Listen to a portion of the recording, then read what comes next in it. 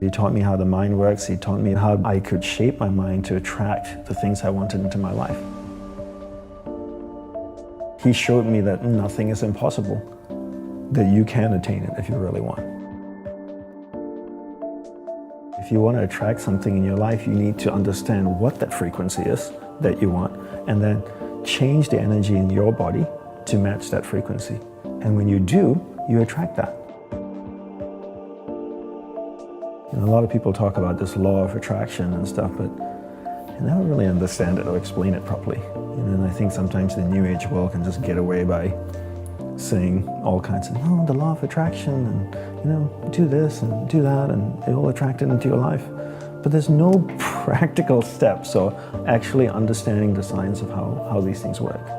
But once you really understand it and then put the hard work into it, these amazing tools have been around for millenniums. Monks have been using it for thousands of years. And you do affirmations a bit different. You kind of have 3 things that you do that makes them special. Concise choice of positive words, clear visualization, and feeling. And feeling being the most important component, because feeling is emotion, and emotion is energy, and energy is magnetic. Tesla had the saying, if you want to find the secrets of the universe, think in terms of energy, frequency, and vibration. Everything is made up of energy, and that energy is vibrating at a certain frequency. And your job is to match the frequency of what you want. Because that's harmony, right? If your team here can match your frequency, then you're all in alignment and on the same page. And then you work together. It's like a flock of birds that just flow in harmony.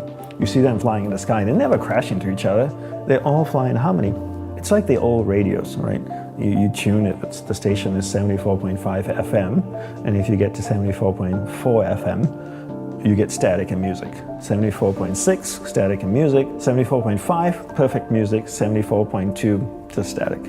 And so your goal is to tune your energy to match the frequency of what you want.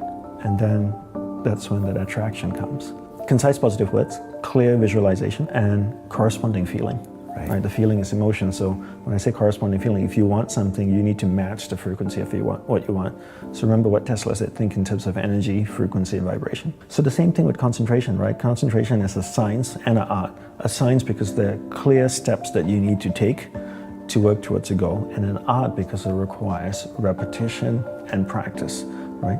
So I always say that concentration is a science and an art, and learning how to concentrate, you have to understand the mind, right? So as I shared before, that you're not the mind, rather you're pure awareness moving through different areas of the mind.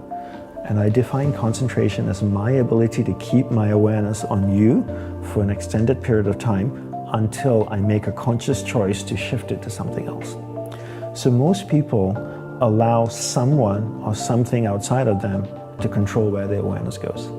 So I'm chatting with you, my phone goes bing, I pick it up, and my awareness gets dragged there. Another notification comes, my awareness goes there.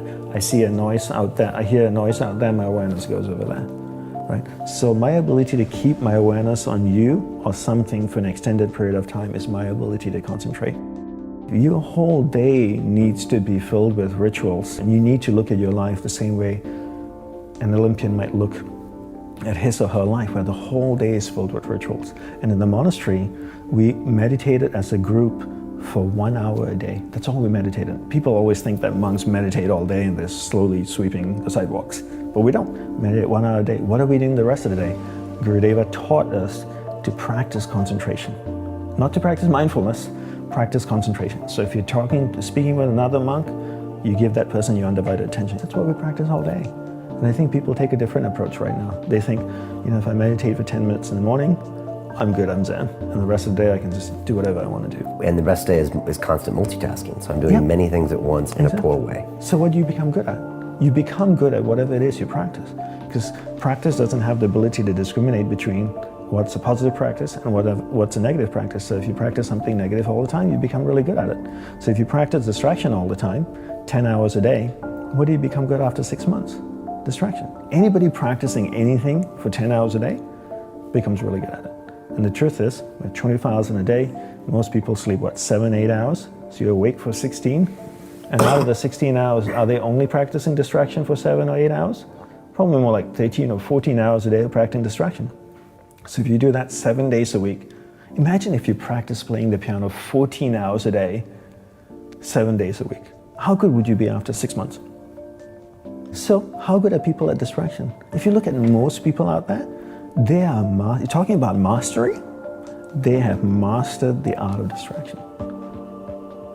These people are to be acknowledged and respected because the dedication and devotion they have given to the art of distraction. But they don't even know that. They don't even know. That's why I really harp on understanding the mind first and then learning to concentrate. Because I feel if humanity can learn to do this, they can be better athletes, better artists, better martial artists, better singers, performers, sports people, engineers, doctors. Because at the center of success is your ability to harness the power of mind and direct it in a single pointed focus towards one thing. Stay with it long enough so that you can come to solutions, create beautiful things. But if you can't concentrate, you can't do any of these things. And we can't solve the problems of the world